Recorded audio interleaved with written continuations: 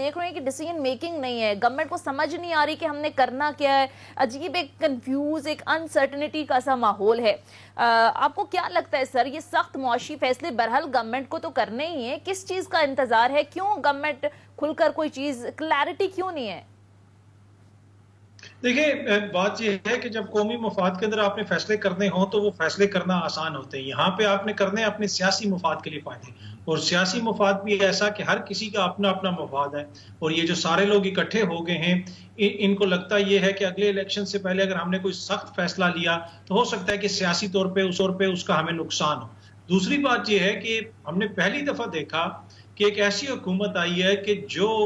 اداروں کو کنٹروورشل بنانے کے لیے اسٹیبلشمنٹ کی طرف دیکھ رہی ہے، اور اسٹیبلشمنٹ کو پیغامات بھجوا رہی ہے کہ آپ ہمیں گارنٹی دیں کہ ہماری مدت پوری ہوگی۔ بھائی اتنا بڑا آپ کا سیاسی اتحاد ہے، بڑی بڑی سیاسی جماعتیں اس کے اندر شامل ہیں، آپ لوگ اگر ایک دو فیصلے نہیں کر سکتے، جو سیاسی فیصلے کرتے ہیں اس کی ذمہ داری اسٹیبلشمنٹ کیوں لے؟ ان کی خواہش یہ ہے کہ جو بھی فیصلے ہوں، چاہے پیٹرول کی قیمت کا فیصلہ ہو، دیگر فیصلے ہوں، اس میں ہمیں اسٹیبلشمنٹ کی بیکنگ ملے۔ بھائی آپ 13 کچھ لوگ کہتے ہیں، کچھ لوگ 17 کہتے ہیں، اتنا بڑا آپ کا اتحاد ہے تو آپ کریں فیصلے، لیکن انہوں نے فیصلے ان سے ہونے نہیں ہیں، اور آج آپ نے دیکھ لیا کہ انہوں نے دوبارہ میک اپ کے اوپر اور امپورٹڈ چیزوں کے اوپر پابندی لگا دی، اور مطلب وہ ایک طرح سے وہ ان کو لوگ امپورٹڈ حکومت کہتے تھے، عجب مذاق کیا انہوں نے، اپنے علاوہ ہر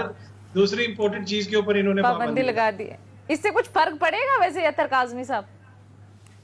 دیکھیں میک اپ کے آنے سے تو نہ آنے سے فرق پڑے گا اس حکومت کو، مجھے لگتا ہے باقی دیگر چیزوں سے کوئی فرق پڑے گا یا نہیں پڑے گا، لیکن میک اپ آئے یا نہ، ان کا اصلی چہرہ قوم نے دیکھ لیا۔ قوم نے دیکھ لیا ہے کہ یہ جو بڑے بڑے دعوے کرتے تھے کہ ہم تجربہ کار ہیں، ہمیں سب کچھ پتا ہے، ہماری سپیڈ بھی بڑی تیز ہے، ابھی ہم قوم دیکھ رہی ہے کہ یہ کبھی بھاگ رہے ادھر جا رہے ہیں، کبھی ادھر جا رہے ہیں، 1 مہینے کی حکومت میں 4 دن لندن بھی گزار کے آ گئے، لیکن اس کے باوجود جتنے بھی یہ لوگ ہیں ان سے 1-2 بڑے فیصلے نہیں ہو پا رہے۔ اطہر کاظمی صاحب کہا جا رہا ہے کہ ایشورنس چاہ رہے ہیں، کہیں سے یقین دہانی چاہ رہے ہیں کہ ہمیں مدت پوری کرنے دی جائے، تبھی جا کر ہم مشکل فیصلے کریں گے، یہ نہ ہو کہ ہم سخت معاشی فیصلے کر لیں اور پھر ہمیں الیکشن میں بھی جانا پڑے فوری۔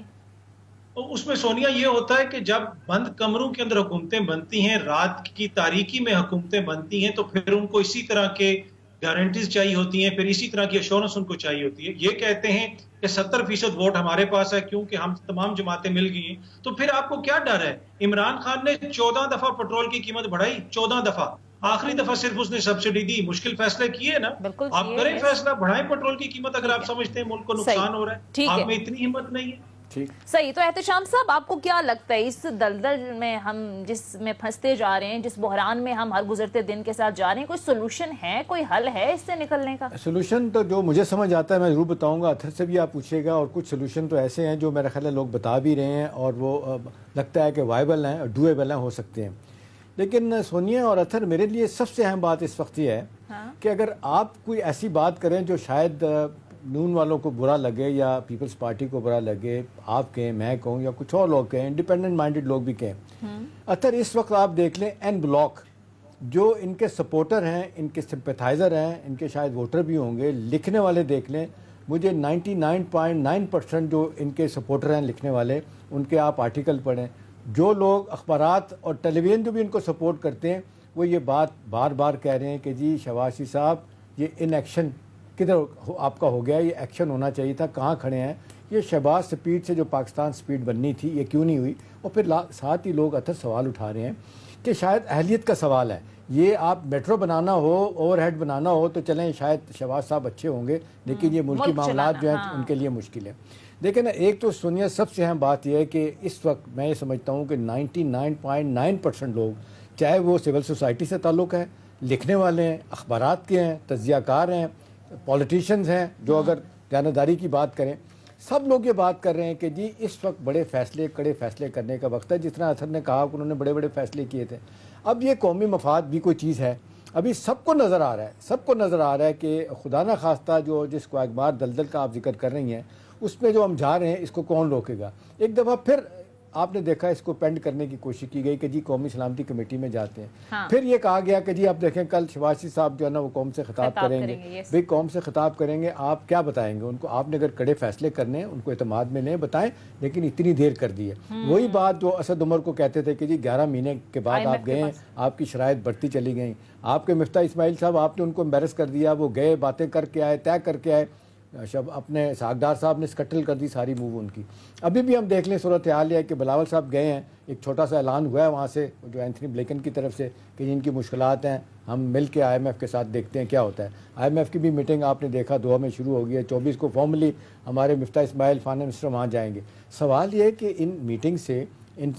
ممالک سے ہمیں جو حاصل ہونا ہے وہ تو چھوڑ دینا. ہم تو دیکھ ہی رہے ہیں, وہ پہلے دن سے باؤل بیگنگ اٹھایا ہوا ہم نے, اب 74 سالوں کے بعد بھی ہم یہی کام کر رہے ہیں. لیکن سونیا, کبھی کبھی قوموں کی زندگی میں کوئی ایسا وقت آتا ہے, جیسا کہ میں سمجھتا ہوں آج اس وقت آیا ہوا ہے, اس وقت چاہیے کہ آپ اپنی سیاسی,